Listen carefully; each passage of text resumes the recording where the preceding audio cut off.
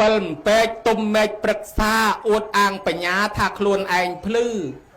อาศัยอัดนังเกียงไวมันเลื่อนโนยแคบพลื้อขนาดเงินโซนปิลเป็ดตุ่มเม็ดปรึกษาพลื้อทำปิลเป็ดที่อวดนะมนุษย์ศพไงโจลจัดเปรรัดเปรอำนาจอวดตรอบสมบัติอวดเองอ้างจองอ้อยเกกรบจองคลวนเพื่อล้อปันคลวนกระปงสางอักร้อยเกกรบคลวนคลวนเองกระปงสางพลองอักร้อยพาจองละอจองกรอนบ้าปันตะเพิ่มเปื่อคราเนี่ยคลาโยมาจะนำเจเนี่ยเมียนรัตเมียนปลุกเพื่อครอรีไอเนี่ยครอรัตครอปลุกเพื่อเมียนเนี่ยละงงรัตละงงปลุกเพื่อเจรีไอเนี่ยเจรัตเจปลุกเพื่อละงงเนี่ยคลาเจนติ้งตุนยี่ปีอวดตัวอวดยี่มันชอบเต้ใส่ก็เจได้ไอ้เจนโยบายเจนโยบายติดเจนใส่มาเจนนั่งตั้งอ๋อปันเรียนบ้านติ้งยับซอไอ้เดี๋ยวไปเจเลยเรียนได้ทีจังบานทันดังหอยเปิลเป๊ะตุ่มเมฆปรักษาอดอ่างปัญญาตะคลวนไอพลือปัญญาติงตุยนั่งมันก็เรียนโซดไปเกไปจ่าไปต้มไหมแต่มือเงยจ่ามือเงยต้มถ่าอ๋อจ่าที่จุ่มเนื้อจ่ากำเริลเพราะศาสนาประพุทธนั่งอยู่ขมิ้นเปรี้ยแมนเต้นไอ้ที่กิจแต่พูดกิจแต่เบ้าเพราะอาจจะเพิ่งทอนี่จ้าปันตามปันเอาโซดแต่ยันกันมวยโซดมันจอบพองมันได้เรียนในมกบาลพองปันยี่ปีเจนู่เจอันนั่งให้ได้แก่ทำเปิลเป๊ะตุ่มเมฆปรักษานั่นยอมนะมือเงยจ่ามือเงยยัยมือเงยตาสะจุ่มเนื้อหัวสมัยเนี่ยโคลนไอ้นั่งบานจีเนี่ยแช่จีเนี่ยดังถอดปัดถอดเปรี้ยไอ้นะปนตามปัดขมิ้นบานโจเรียนในมังไงพ้องนั่งจะลือพินาเมาติงตุยตุปอาตามขณีเตอร์ให้อาศัยอัดแน่อาศัยอัดนั่งเกียงไวมันเลื่อนโนยแคบพลื้ขนาดเงินโซนเมียนปัวเวกใบในขนองบริสีมนุษย์รอบพลนเนี่ยมวยสีกบาเนี่ยกระดาษสีโกนเนี่ยใบสีคล้วนลูนเตนามันรวยมันใช้เบาสลายตกไอ้จ่าเบาสลายอาศัยธรรมดาอาศัยเมียนพนังไงปัญหาอาศัยอดพนังเมียนในธรรมะเจาะอาศัยอดพนังเกียงไวมันลือโยมเยได้พุทธบริษัทจ้องในเยปีอดมดจะมวยไม้จะมวยโกนเตอสนองซองก้นไม้โบราณทาตะเปียงสนองอาศัยโกนปลอสไรสนองมาดายปกรูปมาดายปกบัดเตอปนเกชมัวมาดายปกเนื้อหนังโกนแต่งลายได้เมียนกัตยูเนื้อปกมาดายอาจเอาปนเรียนในโลกแต่งใบรูปครูบัดเตอกับปนเกชมัวครูเนื้อหนังเสแต่งลายได้เมียนกัตยูในครูบาดเชียอาจเอาปนเรียนในโลกแต่งใบบาเปียเกในเยเมียนเปียทาตะเปียงเมียนเปียทาไซเกมันแมนเยเปียไซเตคือในเยปีไม้ให้เบิ่งยีปีตะเปียงมันแม่นยีปีตะเปียงที่ยีปีโกนตะเปียงสนองอาศัยโกนปลอสไรสนองมาได้อย่าปกกับปันส้มเอาอย่าปกมาได้นั้นไทยอาซาโกนพ้องส้มเอาตะเปียงส้มเอาอาศัยไทยอาซาตะเปียงพ้องโปรตะเปียงอะไรนี่ไตรปันนะแต่ดอกเจนปีกลมอาศัยกิกัดสลอปังหายอดเมียนมอสนองอาศัยบานเต้ให้เบอร์ตะเปียงนั่งซอยตะเปียงนั่งปกพอยก็สนองอาศัยอดการได้จังตอนละไม่ช่วยไทยอาซาโกนพ้องกับเอาเวอาศัยแต่งแต่เมียนทนังปันไตกมเอาโกนทนังทนะจมวยไม้ไอ้ปลุกกอดจ่าเบะดงดาวยอบละอูตอมเรียงจานแต่ให้ปลุกดอลวีละอูเบะดงดาวยอบกันฉับคังกันละอูใส่ก็กอดใส่คอได้คอตะโกนดักตลกระดาลเวียดาวตอดพังประตูโกนหายคว้ากระไรด่าได้ไอ้ด่าตะนังดอลละเปโกนดาวตอดพังไอ้พเนจมันมือเลยพเนจจังเบอร์กอดดาวต้นกอดประตูทายึงไม่อดโยบตลได้สูบว่ามันได้แต่นังเราละเปยึงดาวต้นก็ทับพเนจยังมันมือเลยพเนจโดยชนะมันดูจ่าจับครั้งโดยชนะเตาแต่อดทั้งหมด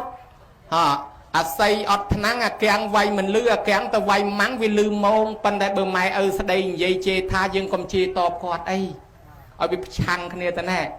ให้อันโน้ยคายพลือขนาดดังเงินโซนนะโยมนะประหยัดโดยเปียมวยกิทา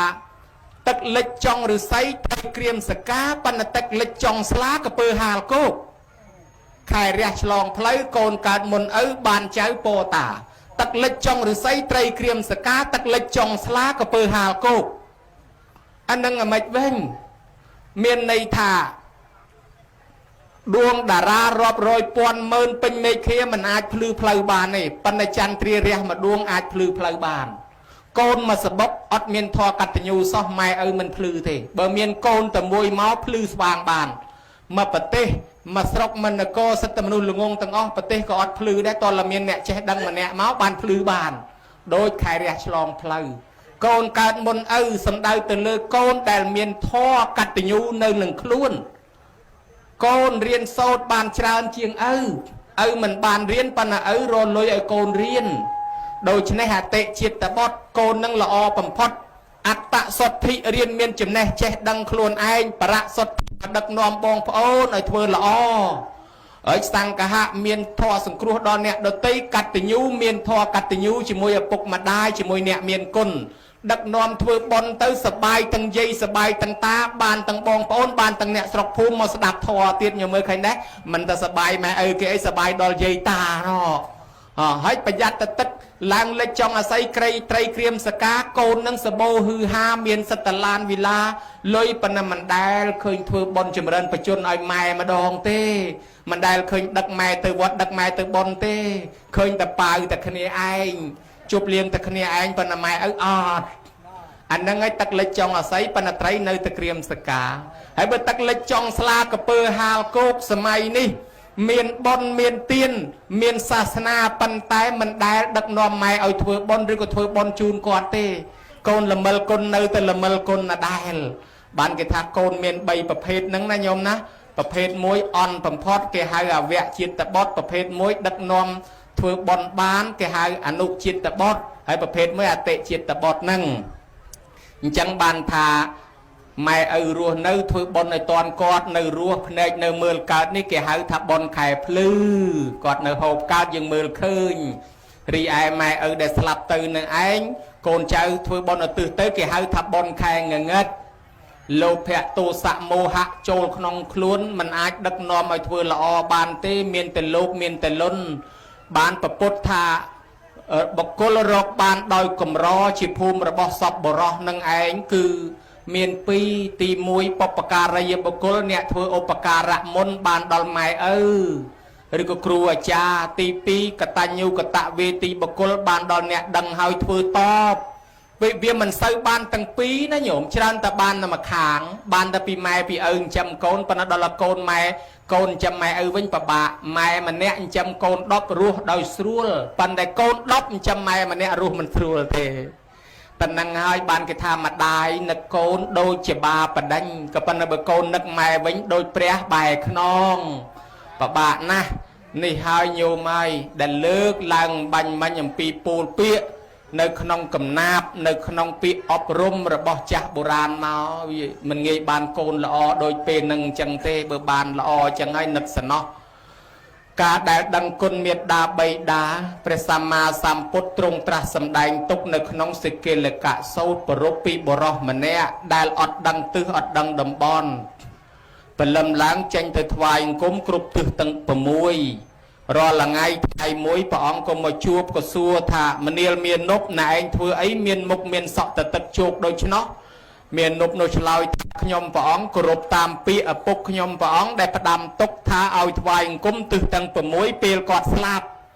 ហើយឥឡូវគាត់ស្លាប់ហើយកូនមកថ្វាយអង្គមមែនបានប្រពុតបំភ្លឺប្រាប់មិនមែនអញ្ចឹងទេថ្វាយអង្គមទិសទាំង6មានន័យថាគោរពដល់មនុស្សទាំង6ក្រុមហើយមួយទៀតគឺកាន់ធម៌6យ៉ាងឪពុកម្ដាយស្លាប់ចោលយើងមែនប៉ុន្តែបើកូនប្រព្រឹត្តធម៌6យ៉ាងដូចឪពុកម្ដាយអត់ស្លាប់ទេ6យ៉ាងនោះកុំឲ្យលេងលបែងស្រីស្រាពាលាភ្នាល់គ្នាដើរលេងហួសពេលវេលាសែបគប់បាបប្រមិតនិងខ្ជិលច្រអូសបើកូនវាចាប្រព្រឹត្តនៅធម៌ទាំង6យ៉ាងនេះបានហើយកូននឹងឯងទ្រព្យសម្បត្តិរីកចម្រើនឡើងរស់នៅសុខដូចម៉ែឪអត់ស្លាប់អញ្ចឹងនៅជាមួយកូនជានិច្ចក៏ប៉ុន្តែបើកូនលះបង់មិនគោរពធ្វើមិនប្រតិបត្តិទេកូនបែរទៅជាសែបគប់មិត្តអាក្រក់ដើរលេងហួសពេលវេលាសែបគប់បាបប្រមិតព្រមទាំងលបែងស្រីស្រាពាលាភ្នាល់គ្នាផងនោះកូននឹងអស់ទ្រព្យសម្បត្តិហិនហោចដូចម៉ែឪស្លាប់ទៅឆ្ងាយណាស់ព្រះអង្គសម្ដែងទោសមួយឲ្យស្ដាប់មាន6យ៉ាងទៀតប៉ុន្តែវែងពេកខ្ជិលលើកមកសម្ដែងគ្រាន់តែលើកឡើងសង្ខេបព្រះអង្គតទៀតថាមនាលមាននប់ទិសទាំង6គេរាប់អញ្ចេះទិសខាងកើតគឺជាទិសមេត្តាបិតាទិសខាងត្បូងគឺជាទិសគ្រូអាចារ្យទិសខាងលិចគឺជាបុត្រភរិយាទិសខាងជើងគឺជាមិត្តសម្លាញ់ទិសខាងលើគឺជាសាមណៈព្រាហ្មណ៍ទិសខាងក្រោមជាទិសសកម្មករ បុគ្គលណាថ្វាយបង្គំទិសទាំង6គឺសង្គ្រោះដល់មនុស្ស6ក្រុមនេះមិនមែនទៅថ្វាយបង្គំមែនតែនទេដោយទិសខាងកើតអញ្ចឹងទិសម៉ែឪមានន័យថាបើម៉ែឪនៅរស់ឲ្យនាំគ្នាចិញ្ចឹមគាត់ទំនុកបំរុងគាត់ធ្វើបន់ជូនគាត់ហើយបើគាត់ស្លាប់ទៅធ្វើបន់ជូនគាត់អានេះគេហៅថ្វាយបង្គំទិសខាងកើតបានរាយជាមេតិកាមកថាផតោនេសង្ឃបរិសាមិម៉ែឪធ្លាប់ចិញ្ចឹមយើងឥឡូវដល់យើងចាស់យើងចិញ្ចឹមគាត់កិច្ចចាំងនេសង្ឃរេសាមិបើម៉ែឪមានកិច្ចរវល់កូនមកជួយកិច្ចការងារនោះក៏លវាំងសង្ឃតបេសាមិថែអាសាពូជពងគាត់ផងពូជអ្នកបួសពូជអ្នកធរពូជអ្នកសិលកុំឲ្យផុតទៅស្រាប់តកូនមកជំនាន់ក្រោយមិនដឹងពូជអីណាហើយដល់ទី4គេហៅថាទាយាចាំងបដិបជាមិប្រតិបត្តិថែរក្សាទ្រព្យមរតកគាត់កុំចេះតែលក់ខ្ទេចលក់ខ្ទីបង្ហាន់គេគាត់អីអ្នកខ្លះគេព្រីនគេថតតាំងឲ្យពីស្នាមជើងគាត់ទុកថ្វាយអង្គមទៀតនោះគេគោរពខ្លាំងហើយឯងលក់ខ្ទេចស្នាដៃម៉ែឪអស់ដូច្នេះហើយទី5បើគាត់ស្លាប់ទៅហើយតក្ខណังអនុបទាសាមិឲ្យកូនធ្វើបុណ្យឧទ្ទិសទៅឲ្យគេថ្វាយអង្គមគឺគេធ្វើអញ្ចឹងតាឯងអត់ដឹងខំមកទៅថ្វាយអង្គមមែនខ្មោចឪពុកស្លាប់ទៅអត់បាយរហូតកូនមិនដែលធ្វើបុណ្យឲ្យសោះទៅថ្វាយអង្គមមែនតែនហេតុតែអត់យល់ចឹងបានជាចាស់បុរាណគាត់ជេរក្មេងអាមិនដឹងទិសអាមិនដឹងតំបន់ហើយក្មេងបុរាណគេជេរអញ្ចឹងដឹងថាគេជេរថាមកពីអញមិនដឹងគុណម៉ែឪមិនដឹងគុណគ្រូហើយក្មេងឥឡូវនេះទៅជេរថាមិនដឹងទិសមិនដឹងតំបន់វាស្មានតែឯងវែងផ្លូវអត់យល់ទេឥឡូវយើងដឹងហើយទិសខាងកើតគឺម៉ែឪឥឡូវឆ្លៀតមកទិសខាងត្បូងបន្តិចគ្រូអាចារ្យសូមបន្ថែមគ្រូបន្តិចទៅចុះដោយសារលោកអាចារ្យលើកឡើងពីគុណសម្បត្តិដឹកនាំល្អរបស់ព្រះគ្រូចៅអធិការសាងភ្នោះបួសតាំងពីតូចហើយមានវត្តប្រតិបត្តិល្អគួរជាទីគោរពដល់ភិក្ខុសង្ឃទាំងឡាយលោកក៏ជាគ្រូយើងទាំងអស់គ្នាដែរសាលាបឋមសិក្សាពេញមកប្រទេសកម្ពុជាភាគច្រើនបំផុតនៅក្នុងវត្តពីដើមមកគ្រូគឺប្រសង់អ្នកបង្រៀនណែបានជាគេជាប់មាត់ហៅប្រសង់ថាលោកគ្រូទល់សពថ្ងៃហើយឥឡូវនេះសាលាហ្នឹងគឺគេផ្ដាច់ទៅក្រសួងអប់រំហើយកាលពីមិនទាន់មានក្រសួងអប់រំអ្នកអប់រំគឺប្រសង់នឹងឯងអ្នកបង្រៀនណាញោមហើយខ្លះទៅផ្ដាច់ចេញពីវត្តទៅដើម្បីទៅរក support អ្នកគ្រប់គ្រងពីសាសនាដទៃទៅទៀតនោះក៏មានដែរដូច្នេះហើយឥឡូវនេះទោះបីនៅឆ្ងាយផ្ដាច់ចេញពីវត្តក៏វានៅជាប់ទៅលបងវត្តដែរវត្តប្រសង់អ្នកបង្រៀនអាចារ្យយាយតាអ្នកធ្វើសាលារៀនចេញពីវត្តតាំងពីជំនាន់ណូមោពុទ្ធយសិទ្ធាំងនោះកើតអ្នកប្រាជ្ញតាំងពីសម័យសម្ដេចព្រះសង្ឃរាជជួនណាតហួតតាតអ៊ុំស៊ូលវីអែមប៊ូពោអុចរស់ប៉ុនសំភេកអ្នកប្រាជ្ញបល័យសង្ស្ក្រឹតល្បីលើពិភពលោកប្រែបត្រៃបីដកជាប់មុនគេខ្លាយជាអ្នកនិពន្ធដ៏ល្បីជំនាន់មុននោះសតចេញពីវត្តទាំងអស់ហើយកុំបាច់ឆ្ងល់ថាហីលោកសង្ឃភិក្ខុសំតែងរឿងទុំទាវរឿងស្នេហាយ៉ាងម៉េចក៏លោកចេះតែងរឿងប្រឡំលោករឿងស្នេហាថាអ្នកនិពន្ធទាំងអស់សម័យនោះសតចេញពីលោកគាត់តែអ្នកខ្លះសឹកអ្នកខ្លះមិនសឹកហ្នឹងហើយបើដូច្នេះរៀនសូត្រចេះដឹងវប្បធម៌អក្សរសាស្ត្រមានភ័យអាសន្នមានសង្គ្រាមវារត់មកជ្រកទាំងវត្តតាំងពីចម្លាក់ក្បាច់ក្បូរសិល្បៈតន្ត្រីពិនពិតអានិតកងស្គរឬក៏ក្បាច់កតុយនាគកតុយហងខ្វាន់ខ្វងសលឹកអង្គរអីរត់មកជ្រកទាំងវត្តប្រពៃណីវប្បធម៌តាំងពីសម្លៀកបំពាក់ខ្មែរល្អក៏ចេញមកទាំងវត្តអាសម្លខ្មែរមានប្រមាណមុខក៏ចេញភាគច្រើនទៅក្នុងវត្តនឹងកម្មវិធីបុណ្យដែរដូច្នេះវត្តអារាមមានតួនាទីថែអាសាពុទ្ធសាសនាផងថែអាសាចំណេះដឹងនឹងកូនខ្មែរតាំងពីដើមញោមមកប្រទេសជប៉ុនរុងរឿងដូចសពថ្ងៃជាប់សង្គ្រាមលោកលើកទី2ប្រទេសជប៉ុនខ្ទេចអាលីងដូចយើងដែរខ្ទេចអាលីងអស់គេដើរប្រមូលក្មេងនៅសល់ប្រមាណអ្នកយកមកដាក់ក្នុងវត្តរៀនចេញពីវត្តទៅទាំងអស់ហើយបញ្ជូនចេញទៅក្រៅប្រទេសគាត់ចម្លងឯកសារពីប្រទេសគេយកមកដាក់ប្រទេសខ្លួនសូម្បីខ្មែរយើងក៏ជប៉ុនបកប្រែសភៅយើងទៅប្រទេសគេអស់ហើយសភៅរឿងនិទានកូនក្មេងកុមារអីគេប្រែទៅដាក់ប្រទេសគេអស់ហើយអញ្ចឹងរហូតមកដល់ឥឡូវជប៉ុនខ្លាចជាប្រទេសរុងរឿងរីកចម្រើនខាងធ្វើបច្ចេកវិទ្យាមួយដែរក៏មានប្រភពចេញមកពីវត្តដែរ